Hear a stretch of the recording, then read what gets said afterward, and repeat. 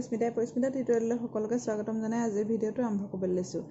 আজি আমি তোমালোকৰ বৰ্গ সংখ্যা আৰু বৰ্গমূল এই পাঠটোৰ আলোচনা কৰিবলৈ লৈছোঁ। অধ্যায় 6 তোমালোকৰ ইয়াৰ আগৰ পাৰ্টত মই বৰ্গ সংখ্যা কি সেইখিনি আলোচনা কৰিছিলোঁ। বৰ্গ সংখ্যা আৰু একক কি সংখ্যা থাকিলে বৰ্গ সংখ্যা হ'ব পাৰে আৰু একক স্থানত কি সংখ্যা থাকিলে বৰ্গ সংখ্যা হয়, বৰ্গ সংখ্যা কি হ'ব সেইখিনি আলোচনা কৰিছিলোঁ। যদি কোনোবাই মোৰ চেনেলটোত নতুনকৈ আছা তেতিয়াহ'লে ফাৰ্ষ্ট পাৰ্টটো চাবৰ বাবে মোৰ ডেছক্ৰিপশ্যন চাবা, লিংক দিয়া থাকিব, সকলোৱে চাই ল'ব পাৰিবা। আৰু মোৰ চেনেলটো ছাবস্ক্ৰাইব কৰিবা, লাইক কৰিবা, শ্বেয়াৰ কৰিবা বুলি আশা ৰাখিলোঁ। এতিয়া চাওঁ আহা ছাত্ৰ ছাত্ৰীসকল, এতিয়া চোৱা যে দুটা ক্ৰমিক বৰ্গ সংখ্যাৰ মাজত কেইটা সংখ্যা থাকে নিৰ্ণয় কৰিবলৈ যদি দিয়ে তোমালোকক, তেতিয়া কি হ'ব যে দুটা ক্ৰমিক সংখ্যা যদি আমি লওঁ, ক্ৰমিক বৰ্গ সংখ্যা যদি লওঁ 3 স্কোৱাৰ আৰু 4 স্কোৱাৰৰ মাজত কেইটা স্বাভাৱিক সংখ্যা আছে, উলিয়াব লাগে। তেতিয়াহ'লে আমি কি হ'ব 3 স্কোৱাৰ ইকুৱেল টু কি হ'ব 9, 4 স্কোৱাৰ ইকুৱেল টু 16, তাৰ মাজত কি আছে 10, 9 আৰু 16ৰ মাজত 10, 11, 12, 13, 14, 15 কেইটা সংখ্যা আছে, 1, 2, 3, 4, 5, 6টা।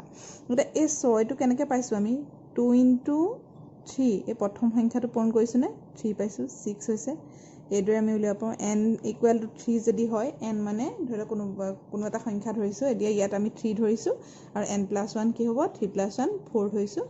এতিয়া n স্কোৱাৰ আৰু n+ তাৰমানে দুটা ক্ৰমিক সংখ্যা হয় নাই, n স্কোৱাৰ আৰু n+1 স্কোৱাৰৰ মাজত টুৱাইচ n সংখ্যক সংখ্যা থাকিব। তাৰমানে কিমানটা সংখ্যা থাকে যদি উলিয়াবলৈ দিয়ে, বহুত ডাঙৰ সংখ্যাও দিয়ে, তেতিয়া কি হ'ব টুৱাইচ n সংখ্যক, টুৱাইচ nৰ মানটো 2ৰ লগত পূৰণ কৰি দিলে কি হ'ব কিমানটা সংখ্যা থাকিব ওলাই যাব। এতিয়া এইটোৰ ক্ষেত্ৰত আমি এতিয়া 2 স্কোৱাৰ মানে এতিয়া আৰু এটা লৈছোঁ, 2 স্কোৱাৰ আৰু 3 স্কোৱাৰ লৈছোঁ যেনিবা, দেখো 2 স্কোৱাৰ মানে 4, 3 স্কোৱাৰ মানে 9। এতিয়া কি হ'ব তাৰ মাজত কি আছে 5, 6, 7, 8 4টা সংখ্যা আছেনে, 4টাটো কাৰণে 2 into n, 2 প্ৰথম সংখ্যাটো nটো কিমান আছে 2 আছে আৰু 2 into n, 2 into 2 4 হ'ল। এইদৰে আৰু এটা যদি ডাঙৰ সংখ্যা এটা লওঁ, আৰু এটা প্ৰশ্ন লৈছোঁ যে 77 স্কোৱাৰ আৰু 78 স্কোৱাৰ মাজত কেইটা স্বাভাৱিক সংখ্যা আছে, দুটা ক্ৰমিক সংখ্যা, ক্ৰমিক বৰ্গ সংখ্যা।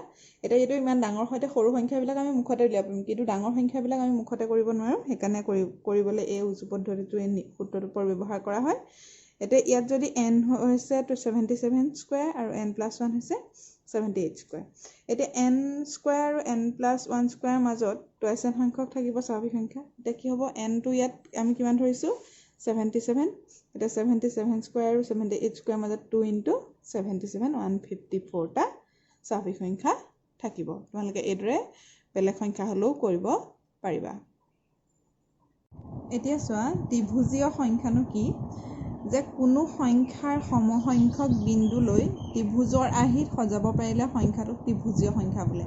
এইটো তোমালোকৰ আহে আৰু এইটো জানিবলগীয়া প্ৰশ্ন কথা, ত্ৰিভুজীয় সংখ্যা আৰু ত্ৰিভুজীয় সংখ্যাৰ বৰ্গ সংখ্যাৰ লগত কি সম্পৰ্ক আছে সেইখিনি আমি আলোচনা কৰিম। এতিয়া একটো এটা বৰ্গ সংখ্যা আৰু একক এইটো ত্ৰিভুজাকাৰত আমি ইয়াত যদি সৰু ত্ৰিভুজ এটা অংকন কৰোঁ তেতিয়াহ'লে অংকন কৰিব ইচ্ছামতে পাৰিম। এতিয়া তিনিটো 3টা বিন্দু যদি আমি লগাওঁ তেতিয়া কি হ'ব, এইকেইটা লগালে ত্ৰিভুজাকাৰত হ'বনে, হ'ব।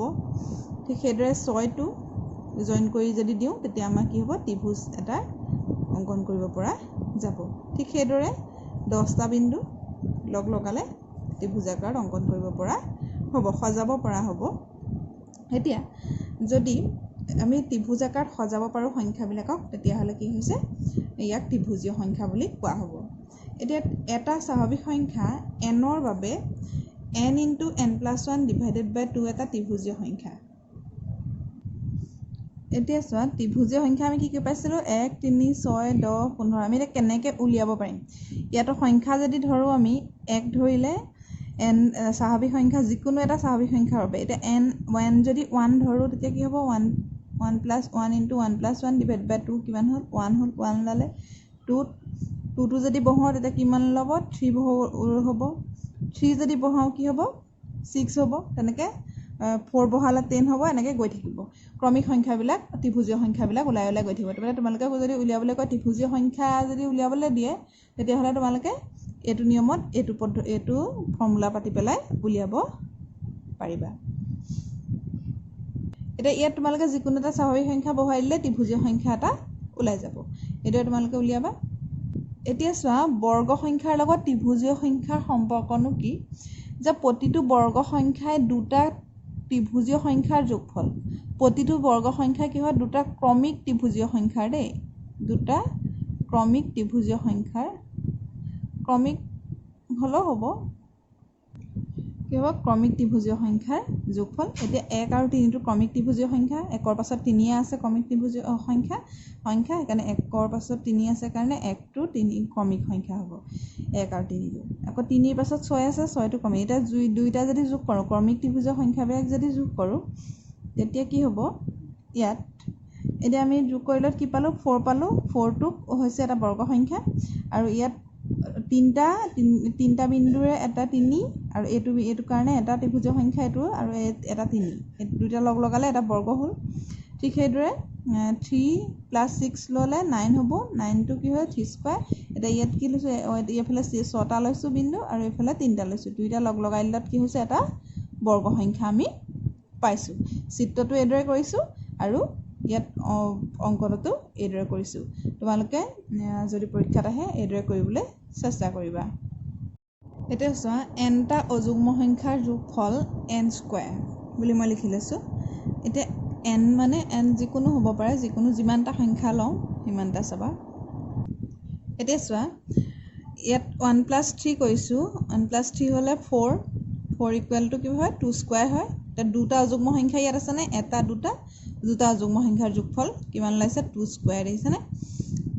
যেটা হয় সেইটা স্কুৱাৰ হ'ব। এতিয়া তিনিটা, 1, 3 and 5, 1 + 3 + 5, এতিয়া কি হৈছে 9 মানে 3 স্কুৱাৰ, তিনিটা অযুগ্ম সংখ্যাৰ যোগফল। এইটো হয়নে, তিনিটা অযুগ্ম সংখ্যাৰ যোগফল। তাৰপিছত কি হৈছে, এইটো 4টা অযুগ্ম সংখ্যা, ইয়াত 4টা অযুগ্ম সংখ্যাৰ যোগফল কি হৈছে, 4 স্কুৱাৰ। ঠিক সেইদৰে nটা যেনিবা যেটাই থাকক, বা 11টা থাকিলে, এতিয়া 11টা কি হ'ব, 11 স্কুৱাৰ হ'ব, এনেকৈ লিখি যাবা তোমালোকে।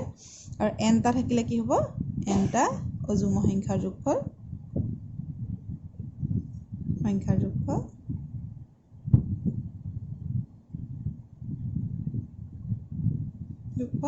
n square. nটো যিমানেই ডাঙৰ সংখ্যা নহওক, তেতিয়া কি হ'ব, তাৰ যোগফলটো তোমালোকে যোগ কৰি থাকিব নালাগে, তেতিয়াহ'লে ডাইৰেক্ট আমি পাতি দিব পাৰিম যে কিমান, যেনিবা দিলে 100টা অযুগ্ম সংখ্যাৰ যোগফল দিলে কি হ'ব, 100 স্কুৱাৰ হৈ যাব। 100 স্কুৱাৰ পাতি দিলে অংকটো হৈ যাব। যেনিবা 20টা অযুগ্ম সংখ্যাৰ যোগফল কিমান, 20টা অযুগ্ম সংখ্যা, ক্ৰমিক অযুগ্ম সংখ্যা লিখিব নালাগে, তেতিয়া ডাইৰেক্ট তোমালোকে 20ক স্কুৱাৰ কৰি দিলে যিমানটা হ'ব সিমান হ'ব।